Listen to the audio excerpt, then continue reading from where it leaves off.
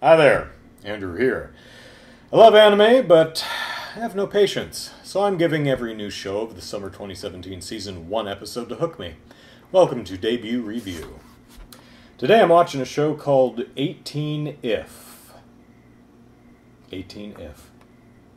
After going to sleep like normal, Haruto Tsukishiro wakes up to discover something unbelievable! He's stuck in Dream World.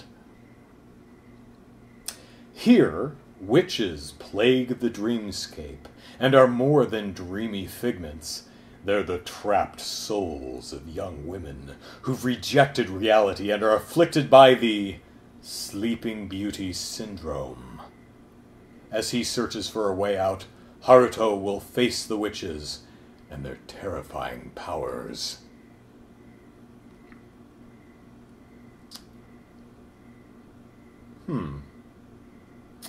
Alright, well, we've got a guy with orange can headphones walking on a Escher Mobius strip staircase. Oh, is that a cat? I should never try to do this because the image just flips over. I think that's a cat in a hat with a cane. That's amazing. And a woman with a cube. Trippy looking. Alright, let's check it out. I am intrigued. First of all, apparently this show is based on a game. Judging by the credits.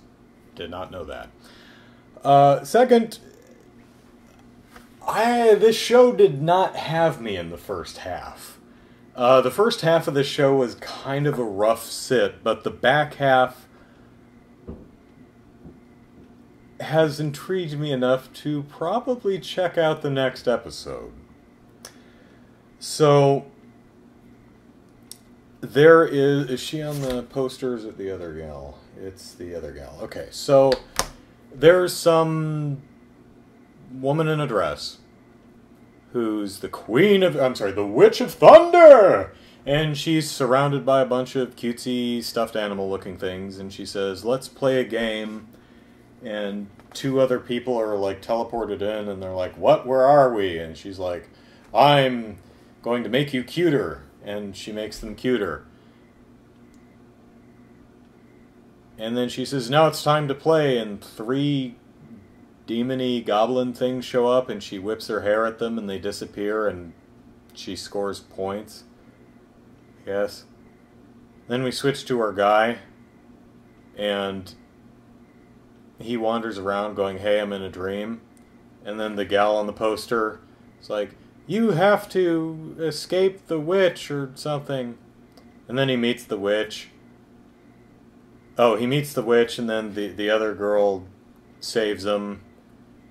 And then he meets the cat. He's like, why are you a cat? He says, I'm a professor. He says, yeah, but you're a cat. But that's okay, because cats are cool. And the cat says, no, it's not cool, you see, because what happens in the dream happens for real. So if you die in the dream, you die for real. Oh no, there's giant teddy bears coming at us, and they're going to squash us, so let's go through the door on the floor.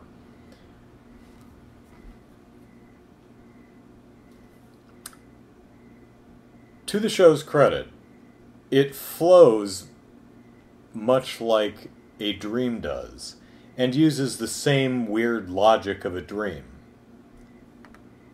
In my experience, though, dreaming, when I'm dreaming, it makes sense at the time.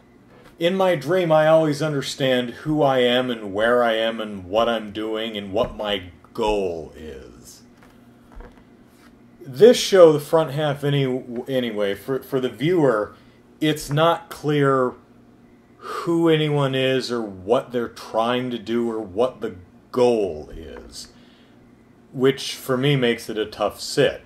I'm all for weird, trippy, logic-free stuff. Logic-free is probably the wrong word here.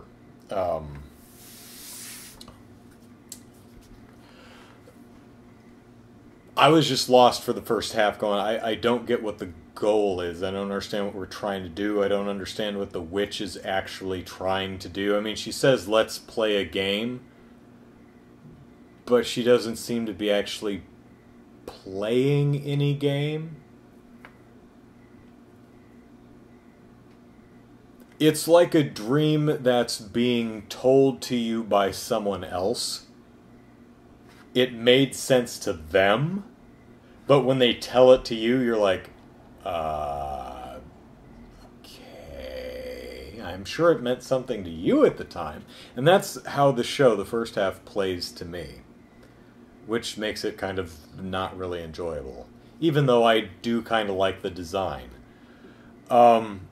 But in the second half, we start establishing a world with rules and an ultimate goal. And what it looks like the show is going to be is our hero here is some kind of dream master. As it said in the opening, or in this summary, witches in the real world have rejected reality and are afflicted by the Sleeping Beauty syndrome. So women in the real world suffer some experience or trauma that makes them retreat into the dreaming world where they have control.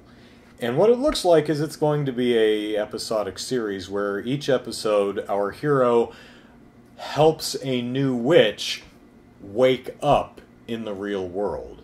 So in a way, it's kind of a therapy session. That's interesting. This particular witch was bullied. She felt that she could never really be herself, so she kind of acted in a way that was not true to herself, and then a bunch of bullies played a prank on her, and the one time she tried to open up to someone, it backfired on her and she got made fun of, so she retreated to this dream world where she basically bullies the denizens of this dream world. And our hero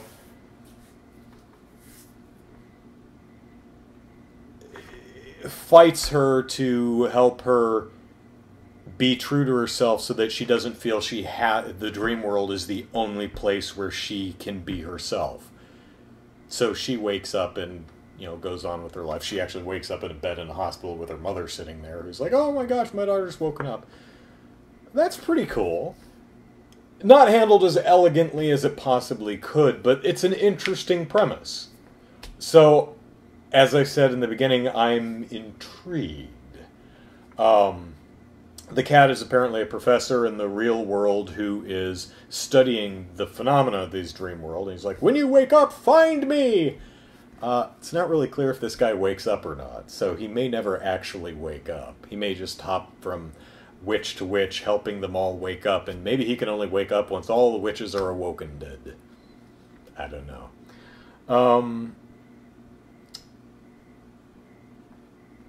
There's another thing that didn't quite work for me. Is it's said in the beginning, towards the beginning of the show, that if you, like Nightmare on Elm Street, if you die in the dream, you die for real. Except that doesn't really appear to be the case. Where the show falls a little flat for me. The back half kind of has me intrigued, but it's fallen a little flat in the area where there don't appear to be any stakes. It's a dream, so even though the cat doctor guy said, if you die in the dream, you die for real, he gets his head cut off. He's fine. So that doesn't appear to be true. So there's no real stakes here. He can't die, and he can just do anything because it's a dream. He also seems to be rather unimpressed and unfazed by pretty much everything, which, again, can lead to, they don't go too far with that, but that can lead for me to just a boring character. If your character doesn't care about anything and just isn't affected by anything, then I have a hard time giving a damn either. So, but so far this character rides the line well enough to get me to watch episode 2. I'll definitely at least watch one more episode, see how the show develops, see how it goes. So, yeah, things I like, things I don't, but overall, yeah, I think I'll check out episode 2. So, that's it for this debut review. See you next time.